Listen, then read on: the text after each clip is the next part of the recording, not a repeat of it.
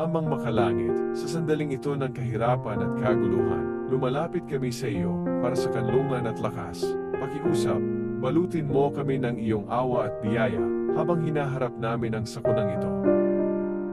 Bigyan ng karunungan ang mga namumuno sa mga pagsisikap na tumulong at magprotekta. Dalhan ng kaaliwan ang mga nagdurusa at kagalingan sa mga nasugatan. Punuin ang aming mga puso ng pag-asa at tapang upang mapagtagumpayan ang mga mahihirap na panahong ito. Panginoon, maging aming kanlungan at kapayapaan.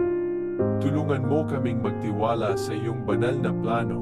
Alam na palagi kang naroroon kahit sa bagyo. Gabayan mo kami tungo sa habag at pagkakaisa habang sinusuportahan namin ang isa't isa sa pagsubok na ito. Nanalangin kami para sa kaligtasan, paggaling at pagbabagong buhay. Naway magliwanag ang iyong liwanag sa kadiliman at naway magdala ng pag-asa ang iyong pag-ibig sa lahat. Sa pangalan ni Jesus, Amen.